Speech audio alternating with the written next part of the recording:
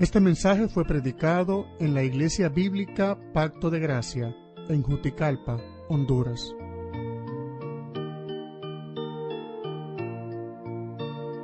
Primera carta de Pablo a Timoteo, capítulo 3, versículo 15. Te escribo estas cosas esperando ir a ti pronto, pero en caso que me tarde, te escribo para que sepas cómo debe conducirse uno en la casa de Dios, que es la iglesia del Dios vivo, columna y sostén de la verdad. Amén. Vamos a pedirle al Señor que nos ayude a comprender su palabra. Señor y Dios, ayúdanos ahora a comprender tu palabra, a guardarla en el corazón. Tú quieres que la enseñemos a nuestros niños y que la próxima generación te conozca. Por eso, Señor, danos tu espíritu con poder, con unción de lo alto, para poder entender tu palabra, para guardarla en el corazón, para que sean transformadas nuestras vidas y así las vidas de nuestros niños. Habla a sus corazones y haz tú esta obra, Señor, para que permanezca por siempre y para siempre. En el nombre de Jesús. Amén. Bien, hermanos, nosotros hemos estado estudiando la adoración pública, la adoración al Señor. Y en la adoración pública nosotros hemos visto cómo el Señor llama a su pueblo a reunirse para exaltarlo. Pero esto desde antes de la creación del mundo, desde la eternidad. Dios decretó en esa adoración enviar a su Hijo para salvarnos. Hicieron un pacto eterno de redención para salvar a los pecadores. El Padre, el Hijo y el Espíritu Santo.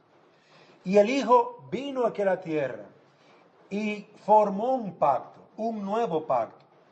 Y ese pacto eterno se ve claramente en los pactos antiguos y en el nuevo pacto. Ese pacto eterno donde el Padre enviaba a su Hijo a morir por nuestros pecados, donde Él nos iba a recibir como hijos adoptivos de Él, donde Él perdonaba por causa de los méritos de Cristo nuestros pecados. Eso era parte del pacto, donde Cristo prometía tomar nuestro lugar en la cruz del Calvario, donde Cristo prometía estar obrando en nuestras vidas, transformándonos, donde Cristo tomaría nuestro lugar, donde el Espíritu Santo vendría a regenerarnos, vendría a morar a nosotros como si fuésemos un templo, como un templo real, santo. Y este pacto Dios lo cumplió, al cual hoy le llamamos el nuevo pacto, en el cual nosotros todos vivimos. Ese nuevo pacto ahora es hecho en la sangre de Cristo, en el cuerpo de Cristo, en la muerte de Cristo, en la obra sustitutoria, es decir, cuando Cristo tomó nuestro lugar y murió por nosotros. Debiendo nosotros morir, Él tomó nuestro lugar. Todo esto lo hemos ido viendo. Y obviamente, toda esta adoración y todos estos pactos se realizaron en el tiempo solemne de un día guardado. Hablamos también sobre eso. En el antiguo pacto había un día de reposo. Un día de reposo en el cual era el Sabbat cristiano. El Sabbat, donde los judíos se reunían para adorar a Dios, para alabar a Dios. Y donde también el pueblo se apartaba para recrear y para celebrar la creación, para celebrar el hecho de que Dios salvó a Israel de Egipto y celebraban las obras de Dios. Pero en el nuevo pacto nosotros vemos que los apóstoles separan un día del otro.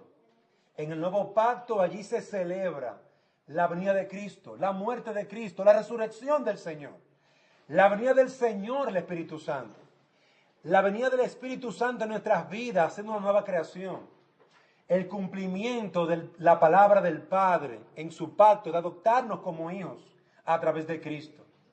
Todo esto fue el nuevo pacto y por eso se cambió del del Sabbat, el sábado, al domingo, el día del Señor, celebrando en la fiesta del nuevo pacto la resurrección y todo lo que hemos mencionado. Entonces hemos estado viendo cómo nosotros tenemos que adorar en este nuevo pacto. Hay una adoración en la que Dios nos enseña cómo hacer esta adoración, cómo adorar a Dios.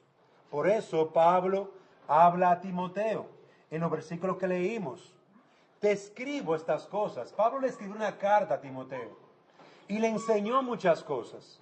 Usted puede ver en los versículos anteriores, del capítulo de 1 Timoteo, donde Pablo le habla a él el llamado a la oración. Pablo le llama a Timoteo a que ore, a que los hombres oren por los gobernantes, por las autoridades. Pablo llama a Timoteo a que examine a los hombres que van a ser líderes en la iglesia. No puede ser cualquiera, no puede ser un neófito.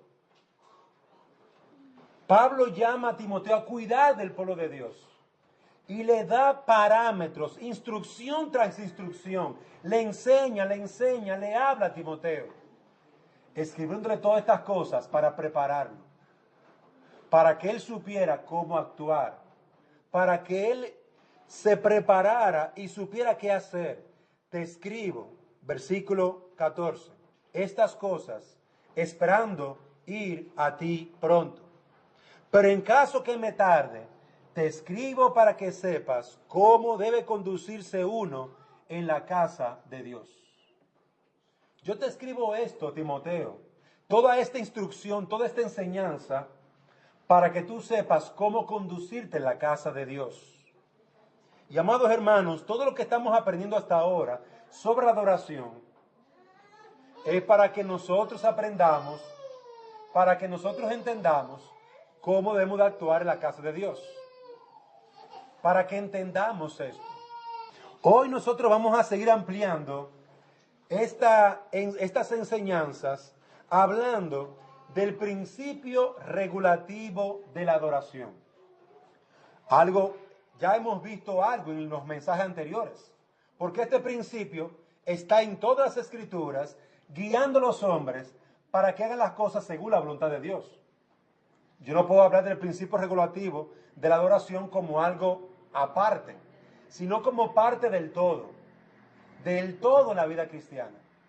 Y este principio regulativo lo vamos a encontrar desde Adán. Este principio donde Dios regula, donde Dios dice que Él está esperando al momento de la adoración a Dios. Cuando mi pueblo se reúne, ¿qué Dios está esperando que el pueblo haga? ¿Qué Dios está esperando que le digan, que se acerquen?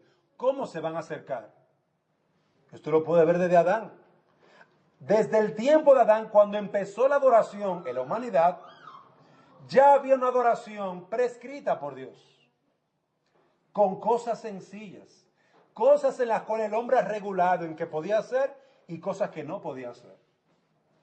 Vemos la adoración que presentó Abel y Caín, una adoración falsa y una adoración verdadera, una adoración aceptada y una adoración que no se aceptaba, porque Dios ya estaba trayendo regulación al pueblo de Dios. Lo notamos en los pactos que hizo el pueblo con Dios, con el pueblo. Esos pactos, que son muy importantes, regulaban para que el pueblo no buscara a otro Dios. Regulaban para que no se hiciera sacrificios, sino solamente al único Dios verdadero.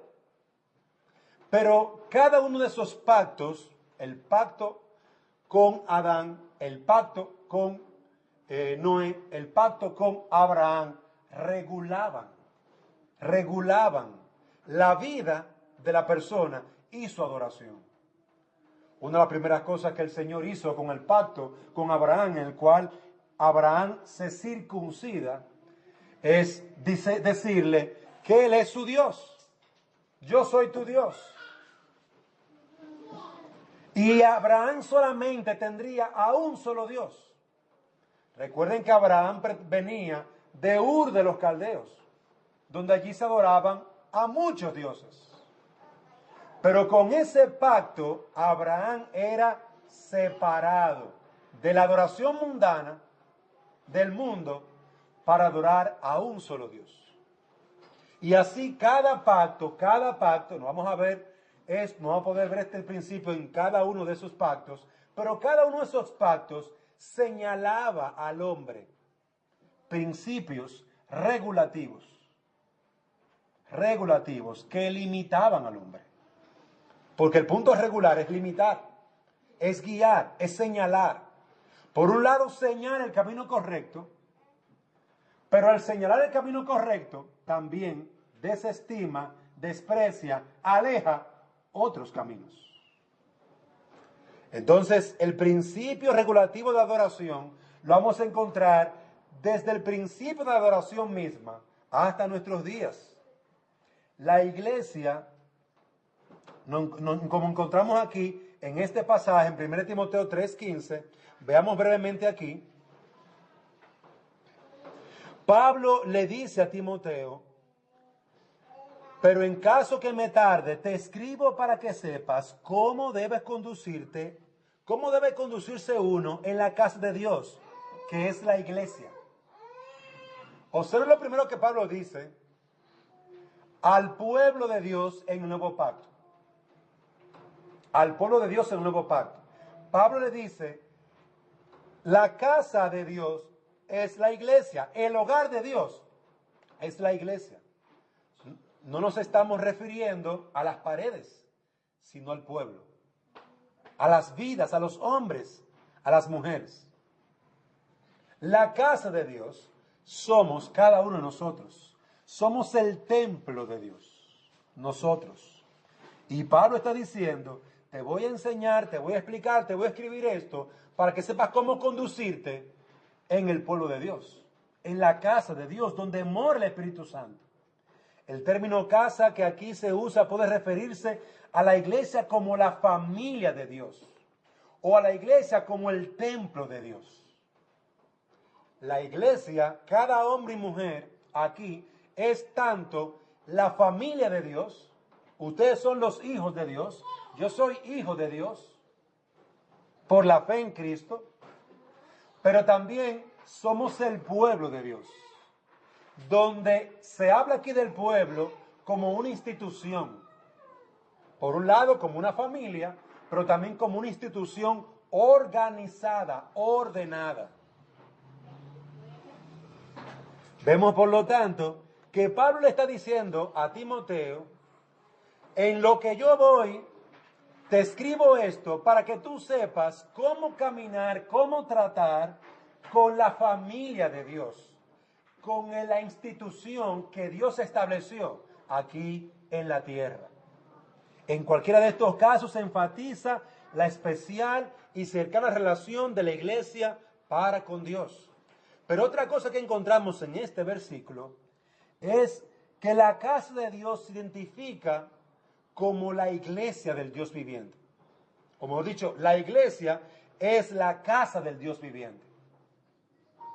Hablando, el término iglesia identifica también al pueblo como el nuevo pacto. El pueblo, al cuerpo de Cristo como el cuerpo del nuevo pacto. A una institución que fue establecido por Cristo, donde Cristo colocó a hombres para que guiaran a estos, a su pueblo, a través de la enseñanza, de la instrucción, para alimentarlos espiritualmente. El pueblo de Dios también es una asamblea, una organización gobernada por Dios, gobernada por la palabra de Dios, establecida por Dios. Entonces notamos aquí que Pablo habla en varios términos importantes al referirse a la iglesia, a nosotros. Somos la familia de Dios, somos el cuerpo de Cristo, pero también la iglesia es una institución establecida por Dios, donde Dios ha establecido reglas, lineamientos y acciones para que todos aquí actuemos de una manera. Veíamos la semana pasada que nosotros tenemos que tener algunos cuidados, aún en el vestir, Porque nuestro cuerpo también es presentado en adoración delante de Dios. Al adorar, lo hacemos con el cuerpo, pero también con nuestro corazón, con nuestras emociones, con todo nuestro ser. Y por eso hay que tener cuidado en lo que se presenta delante de Dios, tanto exterior como de forma interior. Y ya hemos agotado un poquito esto. La adoración es una adoración del corazón, en el que todo el cuerpo y el ser del hombre está involucrado. Por lo tanto, acérquese al Señor, dándole al Señor lo que Él merece. No la sobra, sino la mejor ofrenda para Él. Y eso ya lo hemos hablado en mensajes anteriores. Aquí Pablo está enfatizando a Timoteo. La iglesia es la familia de Dios. Ahí están los hijos de Dios. Aliméntalos, cuídalos. Te escribo esto para que tú sepas cómo alimentar a los ancianos, cómo alimentar a los jóvenes, cómo alimentar a los padres, cómo alimentar a los solteros. Aliméntalos. Prepara hombres fieles, útiles. Esa es la familia de Dios. Pero también la iglesia es o puede ser vista como una institución que Dios ha establecido, con un orden, donde Él ha establecido pastores y diáconos, donde Él ha establecido miembros en el cuerpo de Cristo y donde todos están sujetos a la cabeza, que es Cristo, a través de la palabra de Dios. Y en tercer lugar, la frase la iglesia del Dios vivo significa que, o enfatiza la idea de que esta iglesia es dominada por la palabra, por la presencia y por el poder de Dios. Es decir, que la iglesia no actúa sola, sino que se mueve por la palabra de Dios. La iglesia no está sola en el mundo, sino que su cabeza es Cristo. Él la dirige y la gobierna. Él está presente en la iglesia, en nosotros. Él está presente. No se necesita una gran multitud, 2 o 3 congregados. Un grupito pequeño, 2 o 3 congregados en mi nombre. Y no está diciendo un número en específico, la cantidad que sea. Allí está el Señor en medio de ellos. El Señor nos está diciendo: Timoteo, te escribo estas cosas para que aprendas, para que sepas cómo actuar en la familia de Dios, en la institución que Dios ha establecido, pero también para que enseñes y te muevas con el cuidado de que la cabeza está presente. Cristo está en su iglesia. Con el cuidado de que la cabeza está en medio de ellos, ministrándole por la palabra de Dios. Y donde Él tiene cuidado de cada uno, el poder de Dios está aquí revelándose libremente. Por eso Pablo le escribe a Timoteo para que él entienda lo que él fue a hacer al ministrar al pueblo de Dios y a la iglesia. Y por esto Pablo está diciendo a Timoteo y a nosotros: la iglesia requiere una conducta diferente a la del mundo, una conducta especial. Y por eso vemos en Hebreos capítulo 8, versículo 15, que nos dice la palabra: los cuales sirven a lo que es copia y sombra de las cosas celestiales, tal como Moisés fue advertido por Dios cuando estaba a punto de erigir el tabernáculo. Mira, haz todas las cosas conforme al modelo que te fue mostrado en el monte. A Moisés le dijeron: haz las cosas según el modelo. A Timoteo le dicen: te escribo estas cosas para que sepas, para que tengas conocimiento de cómo actuar en el cuerpo del Señor. Hay un modelo, hay algo establecido. Y esto es importante. Dios no dejó a Moisés para que hiciera un tabernáculo como le pareciera, ni para que hiciera el arca como le pareciera, ni para que escribiera los mandamientos como él quería. No. Dios le dijo a Moisés: este es el modelo, la forma. reguló lo que Moisés iba a hacer, señalándole lo que tenía que hacer. Igualmente Pablo, a Timoteo, le está señalando a Timoteo lo que tiene que hacer, el modelo. Y queridos hermanos, nosotros también tenemos que mirar las Escrituras para ver el modelo, para observar lo que Dios espera que hagamos, para saber qué hacer. Y esto no solamente la adoración, esto es en toda la vida. Tú eres negociante. ¿Qué dice Dios? ¿Cómo un negociante debe de actuar? ¿Qué dice Dios?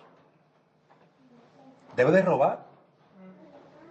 ¿Debe de ponerle un peso incorrecto a la balanza a favor tuyo? ¿Qué dice Dios a ti como madre o como padre que tú tienes que criar a tus hijos? ¿Qué dice Dios? Dios tiene una regulación para las cosas, para la vida de manera general, pero también para su adoración. De ahí que este principio regulativo nace de lo que Dios establece. Por eso usted ve que Dios reguló a Adán en todo lo que podía hacer y en lo que no podía hacer. Y en su pacto con Adán le dijo: come, gobierna la tierra, sojuzga todo, pero mira bien, de este árbol no comerás. Y el día que de él comas, morirás. ¿Tienen la regulación ahí? Dios estableció en su pacto lo que él podía y lo que no podía. También lo hizo en cada pacto en el Antiguo Testamento. Y en el Nuevo Testamento, miren qué cosa, es lo mismo. Es lo mismo. Dios regula. Este principio regulativo como diría, es la voluntad de Dios revelada, expresada, para que nosotros vivamos de acuerdo a ella. Por eso, nosotros tenemos que entender que este principio regulativo de la adoración sostiene, ayuda, guía a los hombres para que no se desvíen de la verdad. ¿Cuándo entró el pecado? ¿Cuándo entró el pecado a la humanidad? Cuando el hombre se desvió de la voluntad de Dios. Cuando el hombre no quiso hacer la voluntad de Dios, sino que quiso hacer su voluntad. Cuando el pueblo rompió el pacto, el antiguo pacto, cuando ellos adoraron ídolos. Habiéndole dicho Dios en el antiguo pacto: no tendrás dioses ajenos delante de mí. No tendrás dioses ajenos delante de mí. En los 10 mandamientos.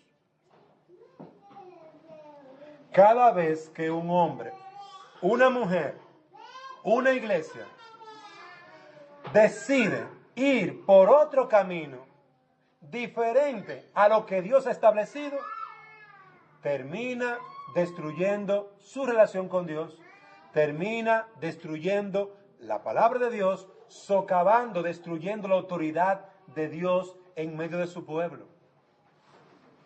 Por eso Dios ha regulado la adoración y todo lo que Él ha determinado en su creación. Él lo ha regulado.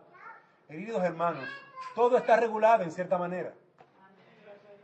Todo está regulado en cierta manera. Usted no puede pasar de un país a otro si no se le ha dado permiso, sin pasar por el escrutinio, por el examen, la evaluación de las autoridades. Hay leyes. Muchas iglesias, muchas personas se sorprenden de esto. No, ¿cómo va a ser que Dios regule? Eso no es verdad. Dios no regula nada. Tú puedes hacer lo que tú quieras en la adoración a Dios. Pero ven acá, mi hijo. Si usted deja caer una pluma que usted deje caer, ¿qué va a suceder con esa pluma? Va a caer al piso. Porque Dios ha regulado que la gravedad, como nosotros la llamamos, la haga descender. Puede ser una hoja, una pluma, lo que sea, no importa. No importa lo que sea. Por eso nosotros necesitamos, queridos hermanos, continuar trabajando y entendiendo que nuestro Dios en su adoración ha traído orden y dirección, regulación. Por eso usted ve que en la escuela dominical estamos trayendo algunas enseñanzas a los padres. ¿Para qué? Para que aprendan a regular ¿qué?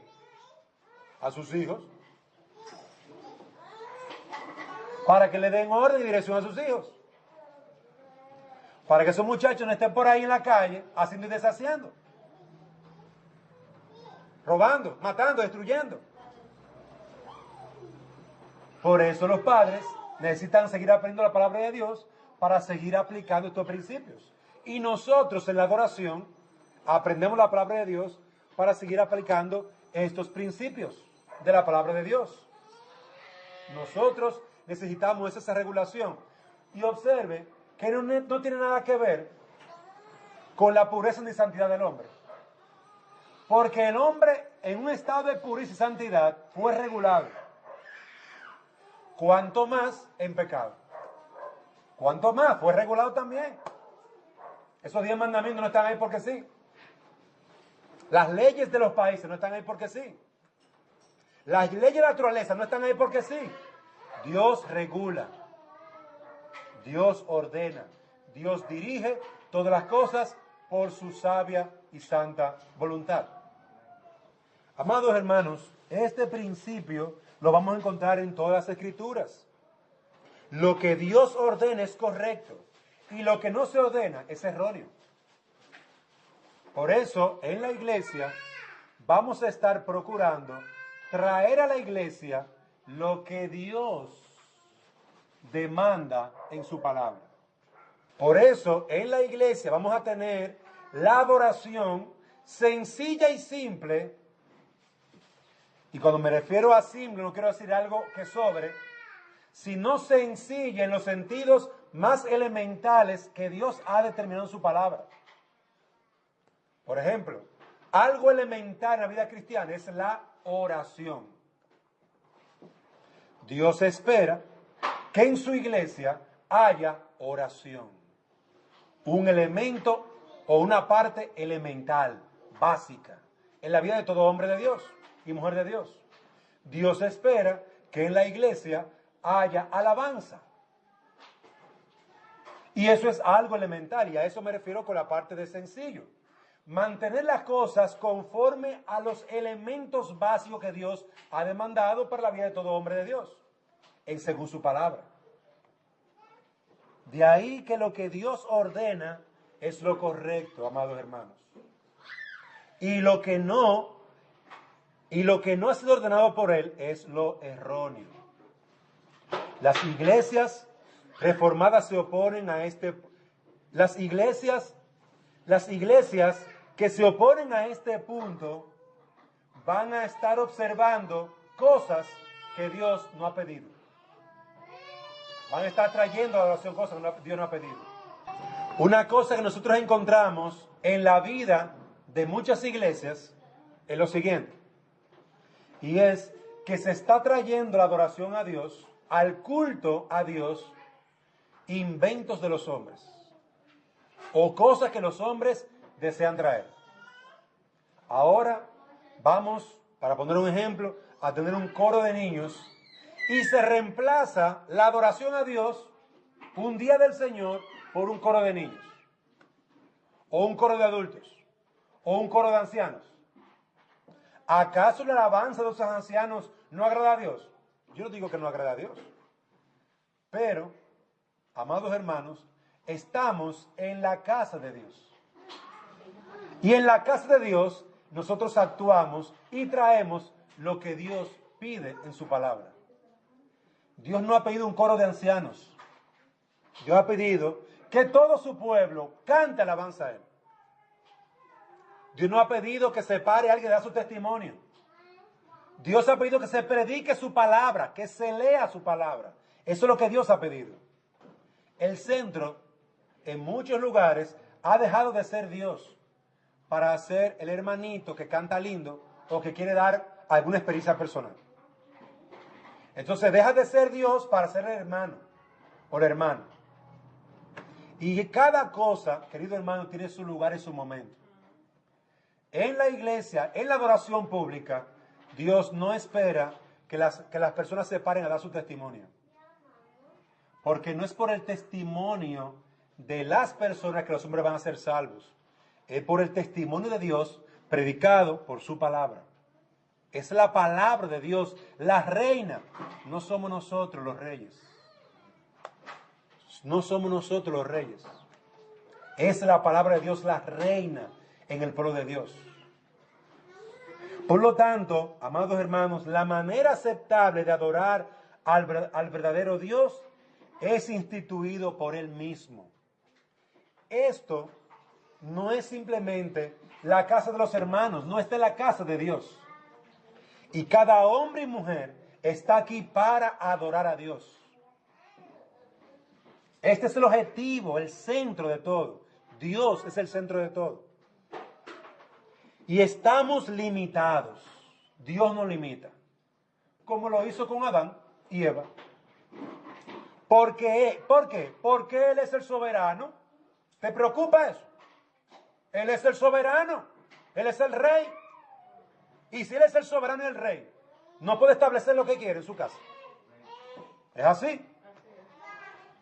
Él es el soberano y el rey. Y Él gobierna las cosas según su voluntad, según su propósito.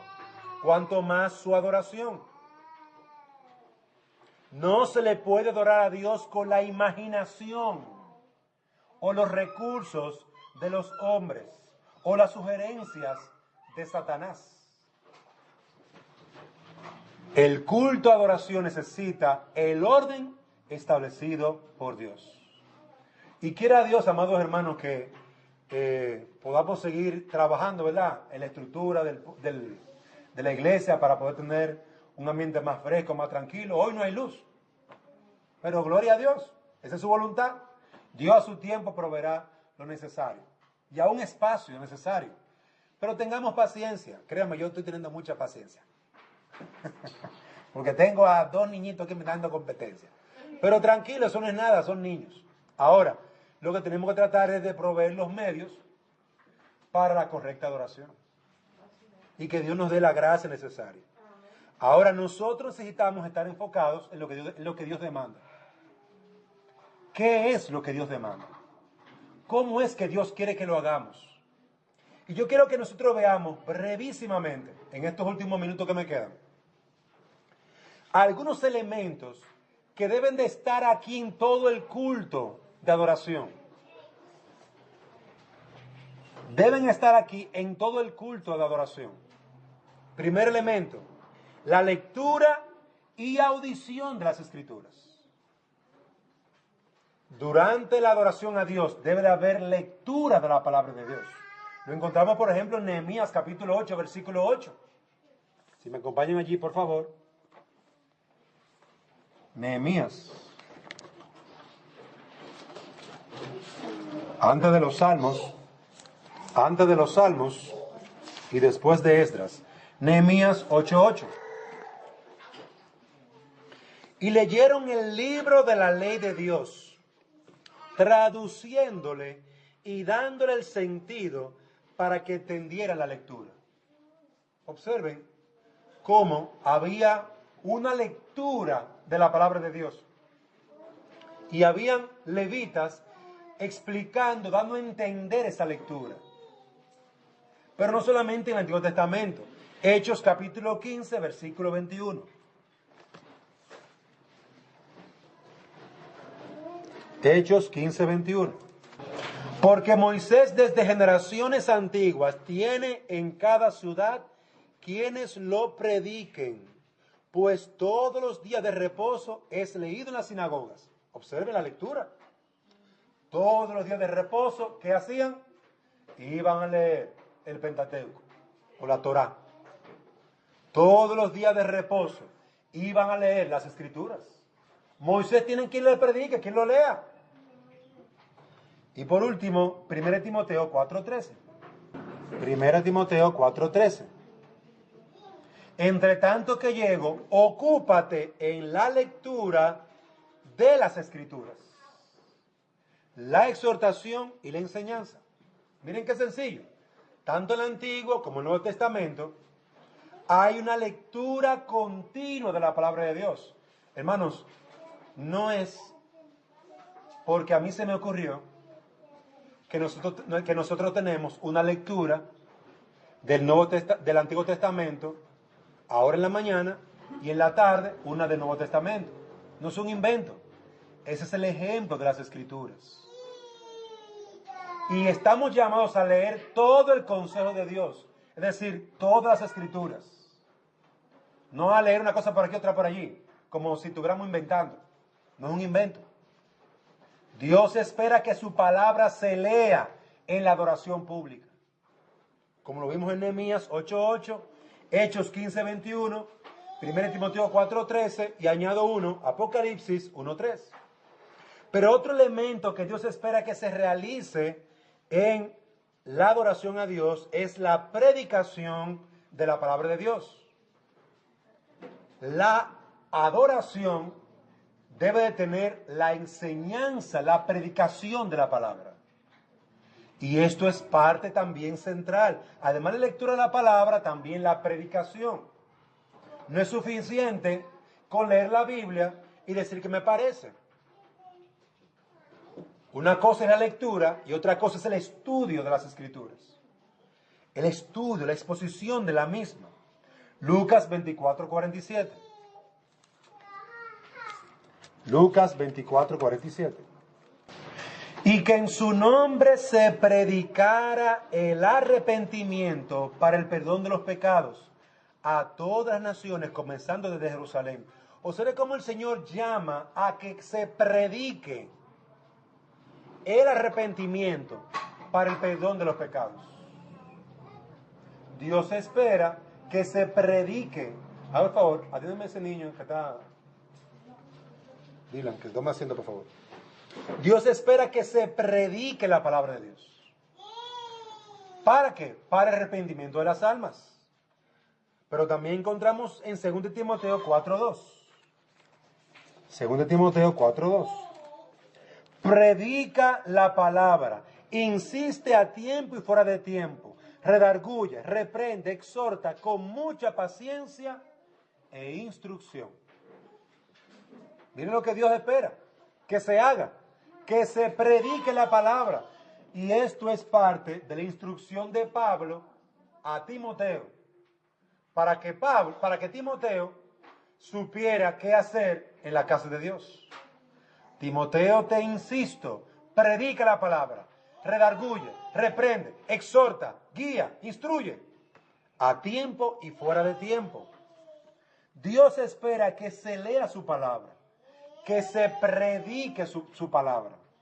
Pero también Dios espera que se le alabe, que se alabe a Dios en la congregación.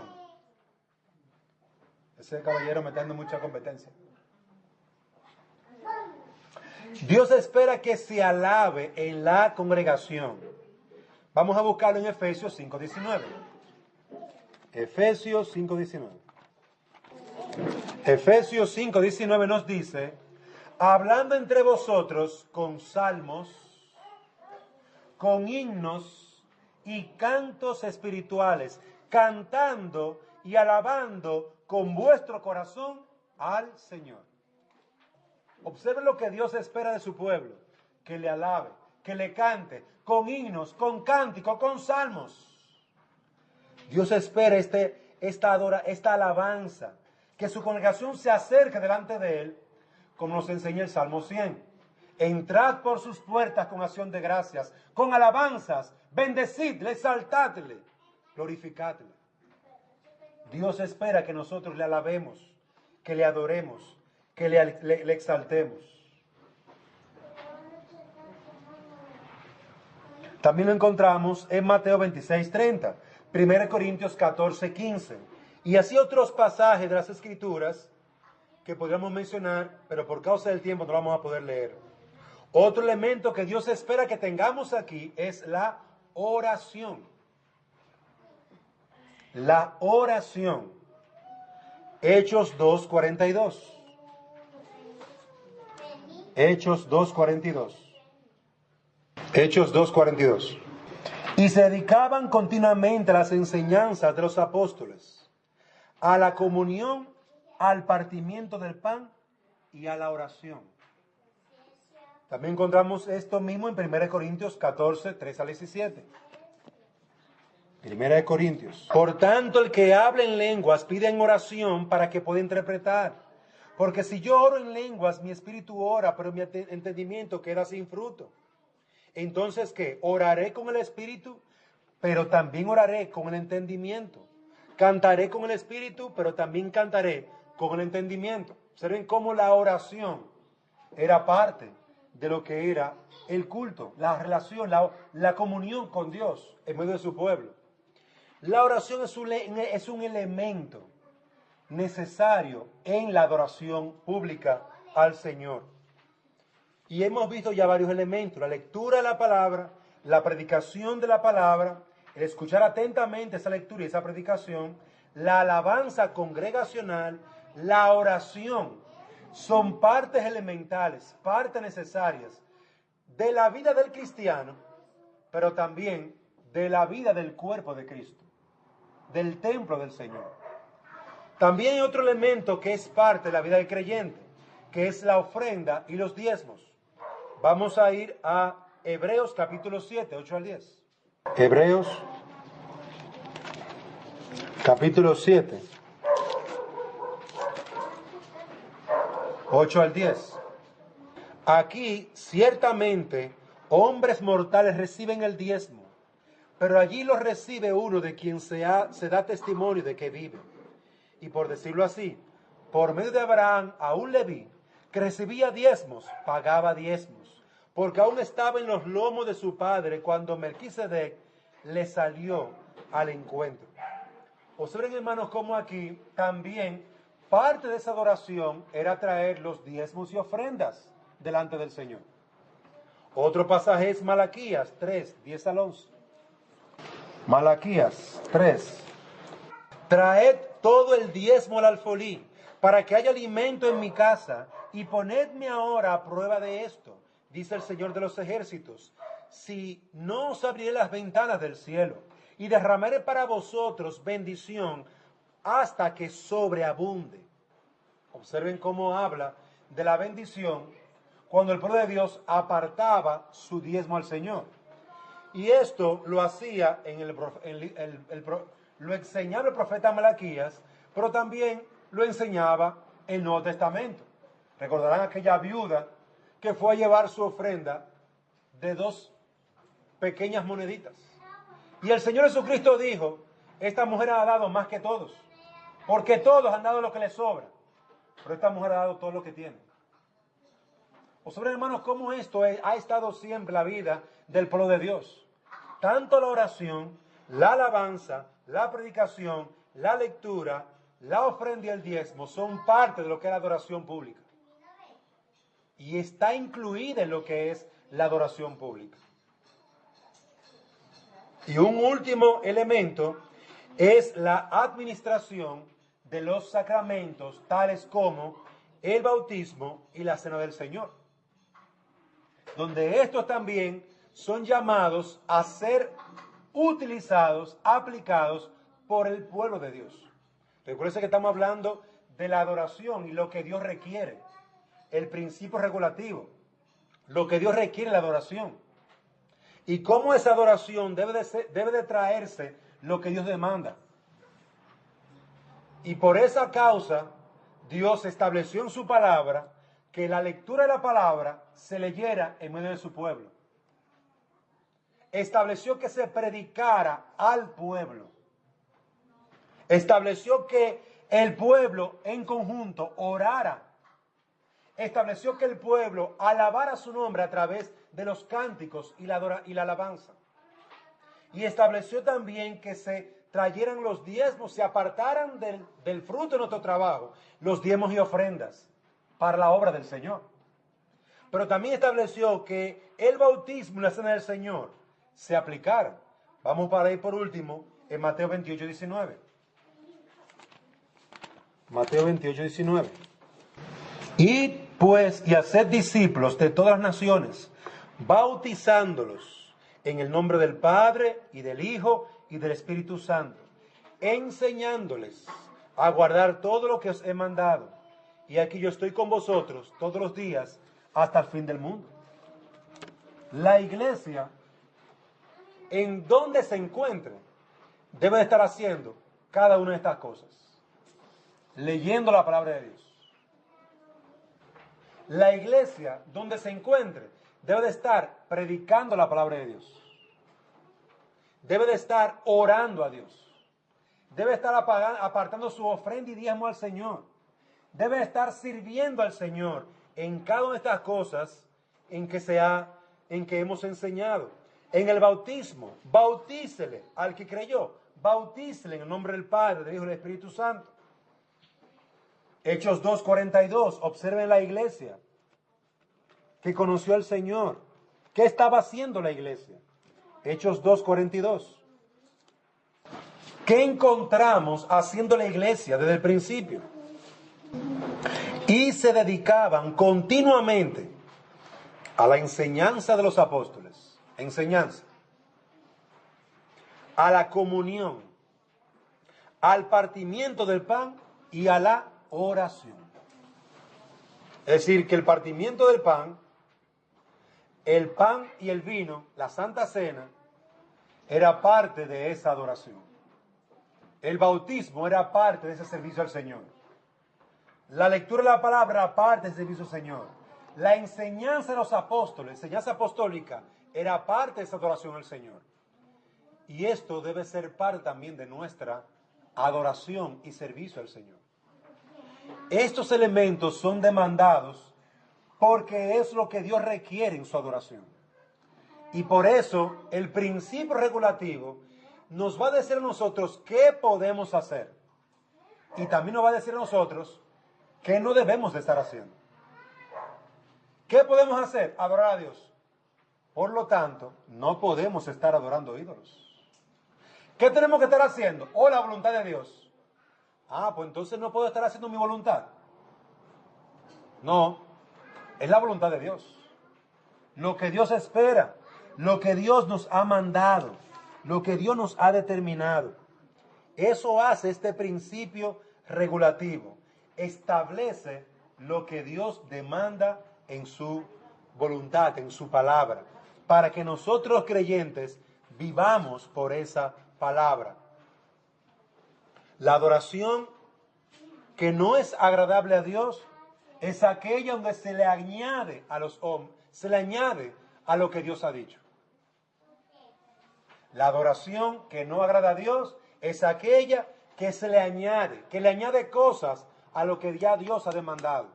Los coros de niños, de ancianos, de viejos, de viejas, de todo el mundo, eso Dios no lo espera. Él no espera que en su adoración se quite la palabra de Dios para que se ponga un coro, o se reduzca la enseñanza para que se cante un coro, o para que alguien tenga un número especial o dé un testimonio. Esta no es nuestra casa, esta es la casa de Dios. Y en la casa de Dios se va a hacer la voluntad de Dios. Entonces nosotros necesitamos, amados hermanos, entender eso. La iglesia no es un lugar para que los hombres vengan a hacer lo que bien les parece, sino para que se haga la voluntad de Dios, lo que Dios determina en su bendita y santa palabra. Por eso, usted verá que aún los cánticos tienen cierta estructura sencilla, pero centrada en Dios.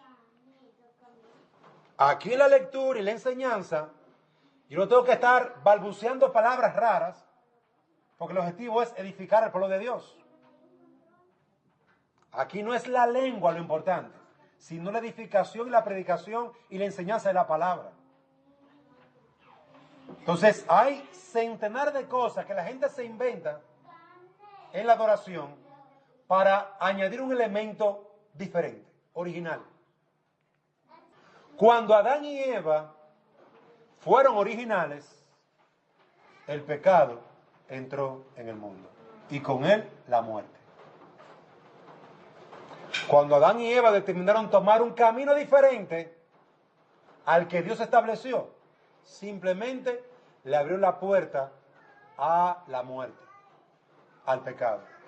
Amados hermanos, que Dios nos permita tomar con seriedad que lo que Dios ha determinado que hagamos es lo que nosotros tenemos que hacer con gozo y sacar de nuestra mente y corazón de que si la alabanza, si la lectura no tiene algo que me caiga bien, que yo me sienta bien, hermanos, entonces no estamos bien en la iglesia. No es que no hemos venido para cautivar tu atención.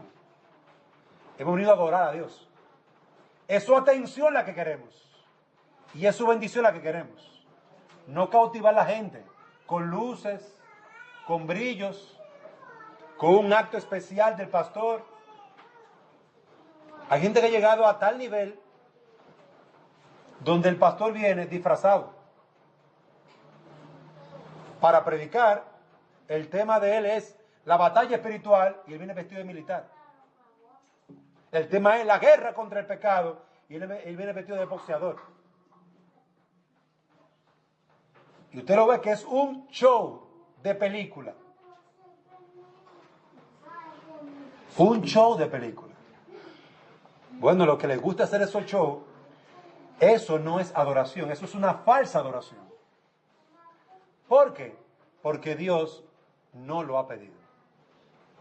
Recordemos a Nadab y Abiú, cómo trajeron un fuego que Dios no pidió y Dios desechó su adoración, pero también le trajo juicio. Juicio le trajo. Recordemos a Caín, trajo una adoración que Dios no pidió y Dios lo desechó. Entonces muchos hombres y mujeres se están parando a predicar o se están parando a hacer show en la iglesia en vez de enseñar la palabra de Dios, que es lo que va a traer salvación y esperanza a los hombres y corrección en sus malos caminos.